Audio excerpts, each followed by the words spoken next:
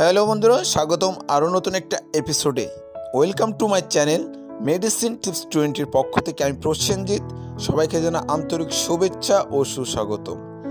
বন্ধুরা, আজ আপনাদের মাঝে যে 10টি খাবার সবচেয়ে বেশি অ্যালার্জি হয় এই বিষয়ে আমি আলোচনা করার চেষ্টা করব। আশা করি বন্ধুরা ভিডিওটা সম্পূর্ণ দেখবেন, কোনো রকম স্কিপ করবেন না। আর আমার চ্যানেলে নিয়মিত দর্শক হয়ে থাকলে অবশ্যই বন্ধুরা চ্যানেলটা সাবস্ক্রাইব করতে একদমই ভুলবেন না এবং পাশের বেল আইকনটা অবশ্যই হিট করে যাবেন। চলুন বন্ধুরা আমরা জেনে নিই যে 10টি খাবারের সবচেয়ে বেশি অ্যালার্জি থাকে।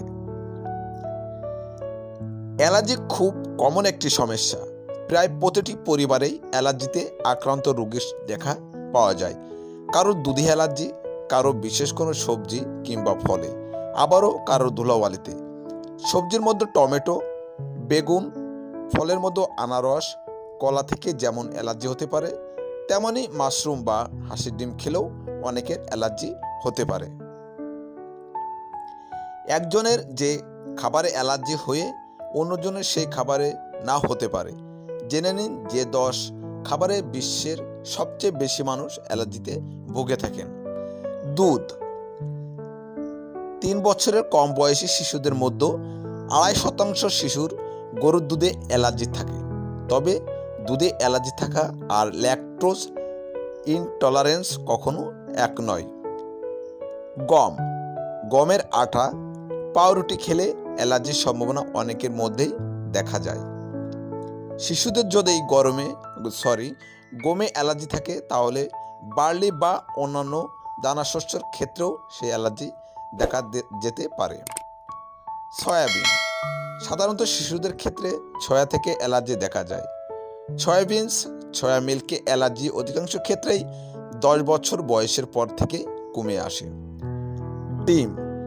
অধিকাংশ শিশুর দুধের মধ্যেই ডিমের অ্যালার্জিতে ভুগে থাকেন। বেশিরভাগ ক্ষেত্রে ডিমের সাদা অংশে থাকা প্রোটিন থেকে এই অ্যালার্জি হয়। তবে অ্যালার্জি থাকলে ডিম পুরোপুরি এড়িয়ে চলাই উত্তম। ফল ও সবজি। বেশ কিছু ফল ও সবজি থেকে অনেকেরই অ্যালার্জি হয়।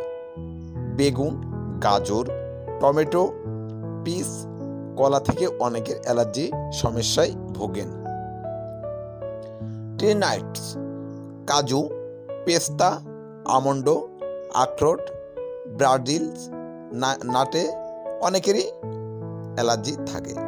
তবে কোনো এক ধরনের বাদামে অ্যালার্জি থাকা মানেই অন্য বাদামেও অ্যালার্জি হবে এমনটা না হতে পারে। শেলফিশ।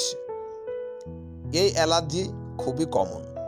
চিংড়ি, কাঁকড়া, ওয়েস্টার, শামুক জাতীয় খাবার যার শক্ত খোল রয়েছে তার থেকে অ্যালার্জি হয়।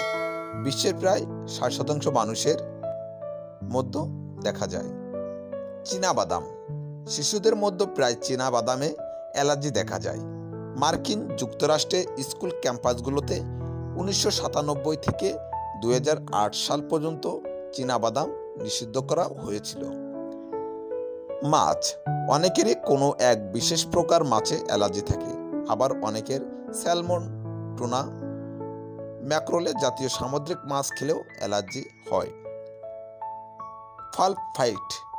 খাবারের রং নষ্ট হয়ে যাওয়া বা বাদামি রং ধরাতে অনেক খাবারে সালফাইট ব্যবহার করা হয়। এই সালফাইট থেকেই অনেকের অ্যালার্জি হয়। বন্ধুরা, যদি অ্যালার্জি থেকে থাকে অবশ্যই এই খাবারগুলো সতর্কতার সাথে খাবেন এবং যদি যথাসম্ভব এড়িয়ে যাবেন। আর আমি যেটা মনে করি এই খাবারগুলো যাদের অ্যালার্জি আছে তাদেরকে পরিত্যাগ করাই উচিত। বন্ধুরা, এমন নিত্য নতুন ভিডিও দেখতে অবশ্যই আমার চ্যানেলটা সাবস্ক্রাইব করবেন এবং শেয়ার, লাইক, কমেন্টস করবেন অন্য বিষয়ে। আমি পরবর্তী ভিডিওতে সেই সমস্ত বিষয় নিয়ে আপনাদের মাঝে আলোচনা করার চেষ্টা করব। সবাই ভালো থাকবেন, সুস্থ থাকবেন। দেখা হবে অন্য কোনো এপিসোডে।